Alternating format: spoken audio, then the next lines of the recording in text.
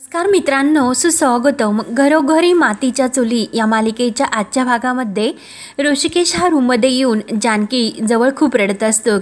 सख्या आईपेक्षा सुद्धा तिने मला जास्त प्रेम दिले आणि सर्वात जास्त मला महत्त्व दिले आणि हेच मला आता पटत नाही की मी तिच्या पोटचा नाही म्हणून. तेव्हा जानकीच्या डोळ्यात सुद्धा पाणी आलेले असते आणि ती ऋषिकेशला म्हणते की काय हो, तुम्हाला असे का वाटते? त्यांनी तुमच्यावर खूप प्रेम केले, सर्वात अगोदर तुमचा विचार केला. त्यांनी कधी तुम्हाला सावत्र अशी वागणूक दिली का? म्हणून जानकीला सुद्धा खूप रडायला येते. त्यांनी कधीही तुम्हाला असे जाणून दिले नाही, मग असे प्रश्न तुमच्या मनामध्ये का येतात? का तुम्हाला या सगळ्याचा इतका त्रास होतो? त्यांच्या वागण्यामध्ये कधीही दुजाभाव नव्हता. तेव्हा ऋषिकेश रडतच म्हणतो की म्हणूनच माझ्या मनाची घालमेल अजून वाढली. आईचे ऋण कधीही जानकी कोणीच फेडू शकत नाही. मग माझ्या या आईचे ऋण मी याच जन्मात काय पण कुठल्याही जन्मात नाही फेडू शकणार. जानकी, माझी जबाबदारी आता वाढली. खरंच खूप दडपण आले मला. आईने खूप काही माझ्यासाठी केले, त्याची मी परतफेड कधीच करू शकणार नाही. जानकी म्हणते की हो, नाहीच करायचे आणि आपण ती करू शकत नाही. कायम आपण त्यांच्या ऋणात राहायचे. आजन्म आणि त्याची जाणीव सुद्धा आपण ठेवायची. आईंनी तुमच्यावर कायम निस्वार्थी प्रेम केलेत. त्यांनी तुम्हाला हे कधीच जाणून दिले नाहीत की तुम्ही सावत्र असे म्हणायचे असते, परंतु सावत्र हा शब्द जानकी पुढे म्हणत नाही आणि शांत होते आणि ती सुद्धा खूप रडत असते. जानकी म्हणते की पोटच्या गोळ्याप्रमाणे त्यांनी तुमच्यावर प्रेम केलेत. तुमच्यावर काय पण माझ्यावर सुद्धा त्यांनी प्रेम केले. त्यांनी मला त्यांची सून नाही पण लेक मानले आणि आईप्रमाणेच त्यांनी मला सुद्धा तितकीच माया दिली आणि ओवीला तर जेव्हा पलीकडे त्यांनी जपले तेव्हा ऋषिकेश आणखीन रडत असतो आणि स्वतःला खूप त्रास करून घेत असतो. त्यानंतर इकडे ऐश्वर्या, सारंग आणि शर्वरी आजी बाहेर असतात. तर ऐश्वर्या मुद्दाम म्हणत असते की बापरे, हे सर्व आपल्या घरात काय होऊन बसले, एवढं मोठं सत्य. तर सारंग आणि शर्वरी हे खूपच रडत असतात आणि ऐश्वर्या मुद्दाम हे सर्व त्यांच्या मनाला लागण्यासाठी आणखीन बोलत असते. ऐश्वर्या म्हणते की म्हणजे ऋषिकेश दादा हे आपले? तर लगेच सारंग म्हणतो की नाही, अजिबात नाही. तर ऐश्वर्या सारंग जवळ येते आणि सारंग, तुम्ही अगोदर शांत व्हा. मला माहिती आहे की तुम्हाला खरंच खूप त्रास होतो आणि हे सुद्धा मला माहिती आहे की तो शब्द आपल्या घरात नाही काढायचा म्हणून, पण हे सत्य आहे, ते आपण नाही नाकारू शकत आणि या गोष्टीवर खरंच माझा विश्वास बसतच नाही. तर सारंग म्हणतो की हो, माझा सुद्धा बसत नाही आणि बसणार सुद्धा नाही. ऋषिकेश दादा आमचा भाऊ आहे. तेव्हा सारंग आजीजवळ येतो आणि आजीला विचारतो की अगं आजी, तुला ही सर्व माहिती होते, मग तू आम्हाला हे सर्व का सांगितले नाही? तर आजी म्हणते की कसे सांगणार, सुमित्राने मला शपथ घातली होती कुणाला हे सांगायचे नाही, मग तुम्हाला हे सर्व मी कसे सांगू? सारंग म्हणतो की नाही, आईचे एकदम बरोबर आहे आणि आता हेच बघ की दादाला आता कळले तर किती मोठा धक्का बसला. तेव्हा शर्वरी रडतच म्हणते की जिला आपण आपल्या मनातील सर्व सांगतो, जिच्यावर आपण सर्वांपेक्षा जास्त हक्क गाजवतो, मग ती आपली आई नाहीच असे अचानक एक दिवस जेव्हा समजते, मग काय झाले असेल दादाचे? तर सारंग सुद्धा रडतच म्हणतो की अगं ताई, अगं तो पूर्णपणे मनातून तुटला ग. सारंग आणि शर्वरी सुद्धा खूप रडत असतात. त्यानंतर इकडे ऋषिकेश तर काही रडायचे थांबत नसतो. तेव्हा जानकी म्हणते की अहो, या गोष्टीवर माझा सुद्धा विश्वास नाही बसत. हे सगळं आपल्या आयुष्यात अचानक असे का आले आणि तुम्हीच म्हणता की दोन्ही आईमध्ये कधीच तुलना होऊ शकत नाही. मग नाहीच होऊ शकत. कृष्णाला जन्म देवकीने दिले पण त्याला वाढवले मात्र यशोदाने. मग त्याच्यासाठी दोन्ही आया ह्या सर्वश्रेष्ठच आहे, त्याच्यासाठी आणि तुमच्यासाठी पण. त्यामुळे आता तुम्ही तुमच्या भावनांना आवर घाला, आईच्या मनाचा विचार करा. तुम्ही आता उठा आणि त्यांना जाऊन भेटा, त्यांच्याशी एकदा बोला, त्यांची सुद्धा अवस्था फार चांगली नसणार. ऋषिकेश रडतच म्हणतो की कसे जाऊ? तर जानकी म्हणते की कसे जाऊ म्हणजे हा प्रश्न तुम्हाला पडतो, आपल्या आईसमोर कसे जाऊ? नाही ऋषिकेश, मला माहिती आहे की तुम्ही जाता, आईंचा चेहरा एकदा डोळ्यासमोर आणा, आपोआप सर्व काही होईल. तेव्हा ऋषिकेश आणखीन जानकीच्या मिठीत येऊन खूप रडत असतो आणि जानकी सुद्धा त्याला आधार देत रडत असते. त्यावर बाहेर सारंग सुद्धा रडतच म्हणतो की मला हे सर्व सहन होत नाही, माझी खरंच खूप मोठी घुसमट होती. त्यावर शर्वरी म्हणते की अरे चल ना, मग आपण दादाशी जाऊन बोलूयात. अरे आता त्याला आपली सर्वात जास्त गरज आहे, त्याला एकटे वाटायला नको, चल आपण त्याच्याशी बोलूयात. म्हणून दोघे सुद्धा ऋषिकेशकडे रूमकडे येतात. तेव्हा आजी ऐश्वर्याला म्हटले की बघितलेस का, हे दोघं गेले त्याच्या गळ्यात पडण्यासाठी आणि या सगळ्यांना त्यांचा पुलका आला तर आपल्या हातात काहीच राहणार नाही, हे लक्षात ठेव. आणि मग या घरावर ऋषिकेश आणि जानकीच राज्य करणार. मग आपण काय काय करणार, यात माझ्या मुलीने म्हणजे तुझ्या सासूने आपल्याला बंदी केली, घरात सावत्र हा शब्द उच्चारायचा नाही म्हणून. तेव्हा ऐश्वर्या म्हणते की आवाज जे घालून द्या बंदी, आणि तुम्हाला कळत कसे नाही,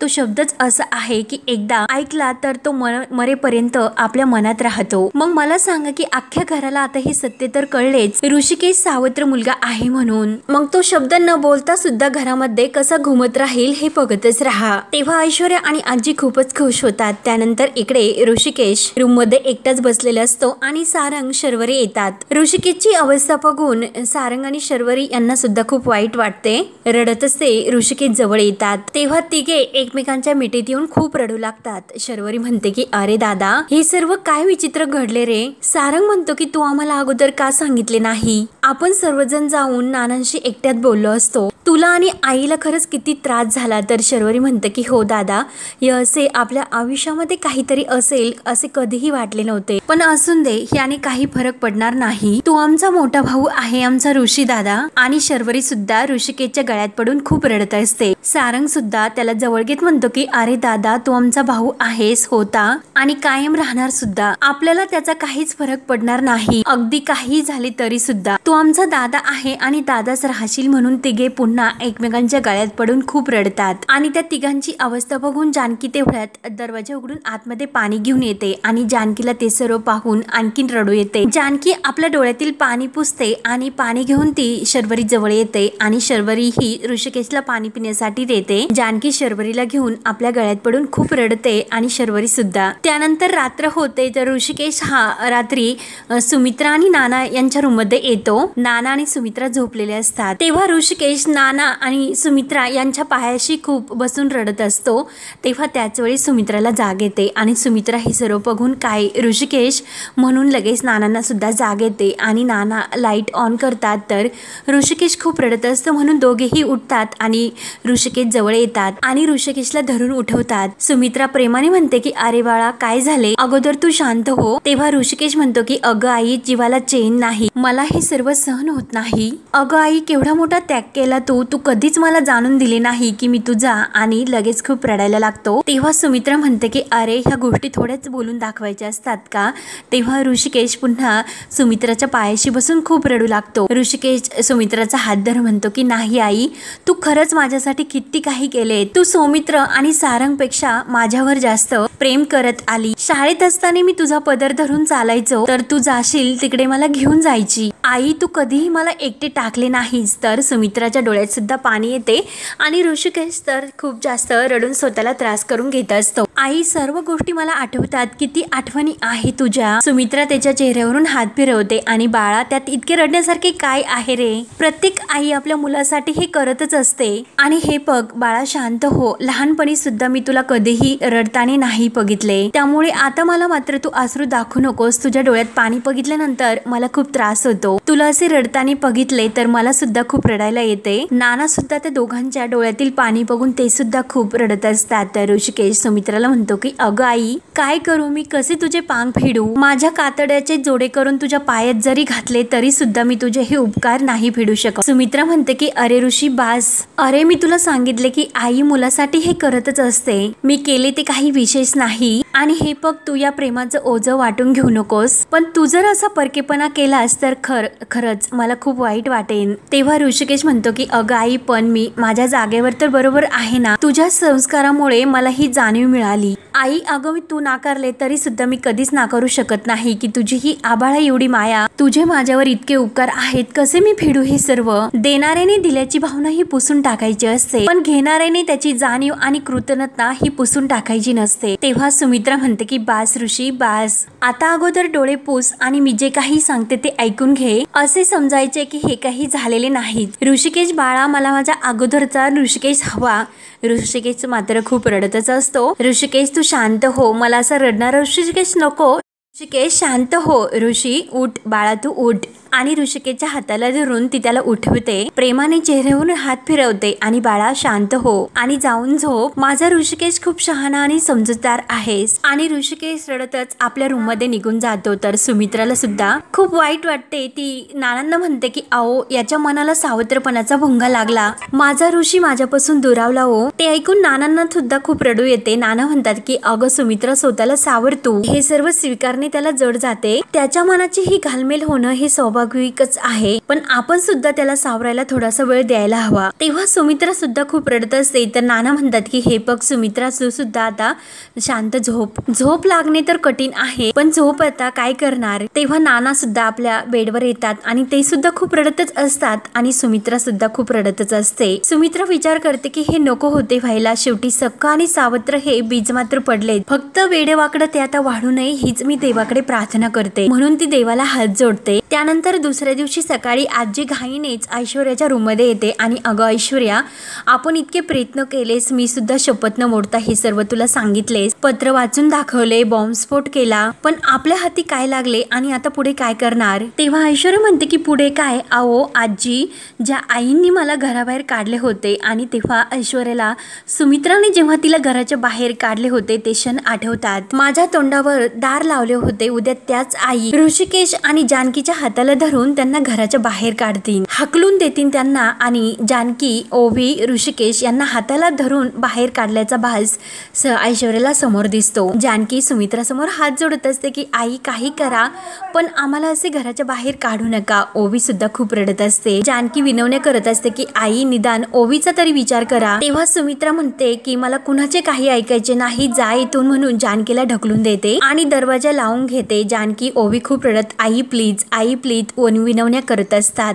ऋषिकेश मात्र शांत असतात. असे ऐश्वर्याला स्वप्न दिसते आणि हे घराबाहेर गेल्याचे स्वप्न आजी मी दररोज बघत असते आणि असे म्हणतात की उघड्या डोळ्यांनी बघितलेली स्वप्न नक्कीच पूर्ण होतात आणि माझी पूर्ण खात्री आहे की आजी हे स्वप्न नक्की पूर्ण होईल आणि माझे हे स्वप्न पूर्ण करण्यासाठीच मी या घरात आले. आजी अगदी खुशून म्हणते की हो नक्कीच ना. त्यानंतर इकडे ऋषिकेश रूम मध्ये असतो तर जानकी त्याच्यासाठी चहा घेऊन येते. ऋषिकेशला विचारात पडलेले बघून जानकी विचारते की अहो अजून सुद्धा तुम्ही त्याच विचारात आहात का. तेव्हा ऋषिकेश म्हणतो की अगं जानकी सर्व जगच माझे उलट पालट झालं आणि हे जे काही झाले माझा त्याच्यावर खरंच विश्वास नाही बसत. नानावर किती भयंकर असा संशय घेतला आणि सत्य काय, आई आणि नाना दोघे सुद्धा देव माणूस आहात, मी तर किती सामान्य आणि संकुचित मनाचा. नानावर किती काही आरोप मी केले, मला स्वतःचीच लाज वाटते जानकी. आणि जानकी आईचे किती उपकार आहेत माझ्यावर. जानकी मला जन्म देणारी माझी आई पार्वती ती माझी आई होती, मला जन्म देणारी आणि मला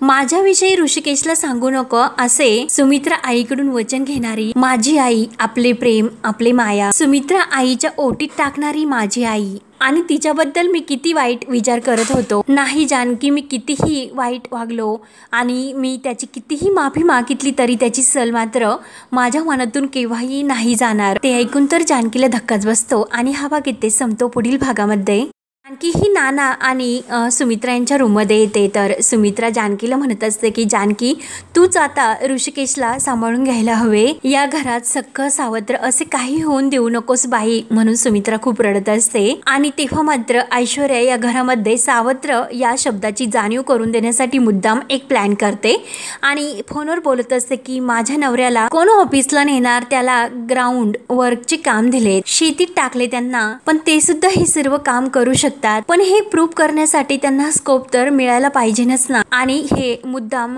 ऋषिकेशला ऐकण्यासाठी ऐश्वर्या मुद्दाम बोलत असते. तेव्हा ऋषिकेश हे सर्व ऐकतो आणि त्याला आणखीन वाईट वाटते. तो विचार करतो की माझ्यामुळे सारंगवर अन्याय होतो. तेव्हा जानकीला हे सर्व तो म्हणत असतो. तर आता जानकी या सर्वावर काय निर्णय घेत राहणार हे पाहण्यासाठी आपल्या चॅनलला नक्की सबस्क्राईब करत राहा. धन्यवाद.